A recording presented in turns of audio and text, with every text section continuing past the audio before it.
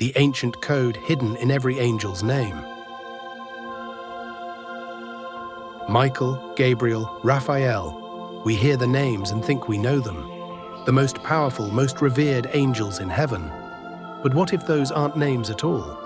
What if they're a code, a divine code hidden in ancient Hebrew that reveals each angel's true mission? And once you see this code, you don't just understand the angels better. You start to see the blueprint of the universe itself. Today we're cracking that code. For centuries, most of us have taken these names at face value. Michael the warrior, Gabriel the messenger. But that's just scratching the surface. The truth is so much deeper. These aren't just labels God handed out. They are living, breathing job descriptions that define the very essence of these celestial beings. The key to unlocking it all lies in a simple two-letter suffix at the end of so many iconic angelic names. -L. That is not a coincidence. It's a divine fingerprint. The suffix L comes from El, one of the oldest words for God. It's a practice called Theophory, which means weaving God's name directly into another name to show a sacred link. So when you see a name ending in -L, it's a declaration: this being is of God, an agent acting with his power. But the secret doesn't stop there. The word before the -L tells you the angel's specific job.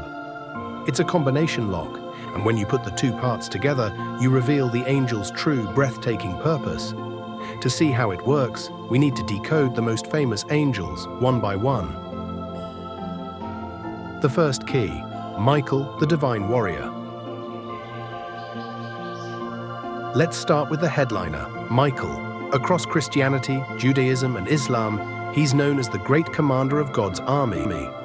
The book of Revelation shows him leading the charge in a war in heaven, casting out Satan. He's the ultimate spiritual warrior, always shown with a sword and shield, a symbol of divine power. But why him? What makes him the one for the job? The answer is right there in his name. The name Michael comes from the Hebrew Mikael, and it isn't a statement, it's a fiery rhetorical question: who is like God?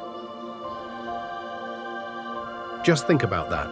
His very name is a battle cry, a challenge to any force that would dare defy the Almighty. When Lucifer is said to have rebelled, wanting to be equal to God, Michael's name was the final answer. Who is like God? It's a cosmic mic drop, a declaration that no one is. His name is his mission. He doesn't fight for his own glory, he fights to defend the unmatched, supreme nature of God. Every battle he wages is a living answer to the question in his name. In the book of Daniel, he is called the Great Prince, who stands guard over your people. And in Christian tradition, he is seen as the guardian of the church. His name isn't just what he's called, it's the divine proclamation that fuels his very existence. The second key, Gabriel, the divine messenger. But not all of God's work needs a sword. Some missions need a voice. And that brings us to the Archangel Gabriel. If Michael is the warrior, Gabriel is the great communicator, the herald of news that changes human history forever. He was the one sent to the prophet Daniel to explain his visions. It was Gabriel who told Zechariah he would finally have a son, John the Baptist. And most famously, it was Gabriel who delivered the Annunciation to the Virgin Mary, the news that she would bear the Son of God. These aren't just simple updates, these are world-altering announcements. And to deliver that kind of news, you need a special kind of power. Once again, that power is hidden in his name. Gabriel comes from the Hebrew Gabriel, which means God is my strength, or God is my mighty one. This isn't about brute force, it's about the strength and authority of the message itself. When Gabriel speaks, he speaks with the full power of God behind him. His name is a constant reminder to everyone who hears him, and maybe to himself, that the words he carries aren't his own. They're divine decrees, and their strength is absolute. For a young woman like Mary to accept such an impossible destiny, the message had to be delivered with divine conviction. Gabriel's name was his credential. It was a promise that the strength to believe this news would come directly from God himself. The third key, Raphael, the divine healer. So the pattern is getting clear. But to really lock it in, we have to look at a third angel, one who is a little less famous but just as important, Raphael. His incredible story is told in the book of Tobit.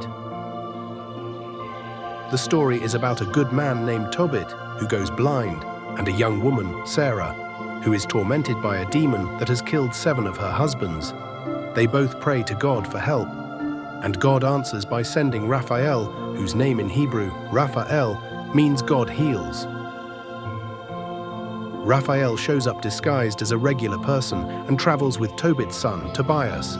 Along the journey, he teaches Tobias how to use parts of a fish to drive away the demon plaguing Sarah, and, later, how to create a medicine that cures his father's blindness.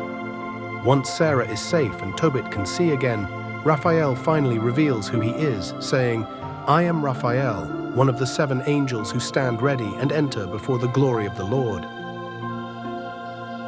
Once again, his name was his exact function. He wasn't sent to fight or to make an announcement. He was sent to mend what was broken. He healed a tormented life and a physical body. His entire mission was the living embodiment of his name. Raphael proves that God's plan isn't just about power and proclamations, but also about compassion, restoration, and healing. If you're finding this journey into the hidden language of the divine as fascinating as I do, hit that subscribe button. Uncovering ancient secrets is what we do here, and you won't want to miss what we decode next. The L connection. Michael, who is like God? The warrior. Gabriel, God is my strength, the messenger. Raphael, God heals, the healer. Do you see the code now? It's a perfect system. The name is the purpose. The first part of the name sets the mission, and the -L suffix declares the source of the power to do it: God. And this naming pattern wasn't just for angels. It was a cornerstone of ancient Hebrew culture, a way to weave your relationship with God into your identity. We see it in prophets like Daniel, which means God is my judge, and Ezekiel, God will strengthen. We even see it in the name Israel, which means one who struggles with God. The use of -L is also fascinating. As one of the oldest Semitic terms for a deity, its use in so many angelic names suggests a primordial connection, rooting these beings in the most fundamental concept of divine power. They are agents of El, the supreme being. This code does something incredibly important from a spiritual standpoint. It creates a clear and unbreakable chain of command. Angels aren't gods acting on their own. They are extensions of a single divine will. Their names are a built-in reminder of who they work for and what they're meant to do. The code leaves no room for confusion. Their power comes from one source, and their names tell us how that power is used. So the ancient code, hidden in plain sight, is this. The name is the mission. Michael, Gabriel, and Raphael aren't just names like you and I have. They are functional titles. They are divine job descriptions, eternally declaring their purpose and their unbreakable link to the God they serve. This code reveals a universe that isn't random or chaotic, but one filled with intention. There is a force for protection, a force for revelation, and a force for healing, each one perfectly named for its task. The code shows us that in the celestial realm, identity and purpose are the exact same thing. These aren't just old stories. They're a window into a deeply ordered and beautiful vision of the cosmos. A vision where everything and everyone has a part to play in one divine plan. What we call them is what they do, and what they do always points back to the one whose name they carry. El, the source of all strength, all healing, and all glory. If this opened your eyes to a new mystery, give this video a like, and be sure to subscribe for more deep dives into the secrets hidden in our oldest stories. Now I want to hear from you. What other biblical secrets do you think are hiding in plain sight, just waiting to be decoded? Let me know in the comments below.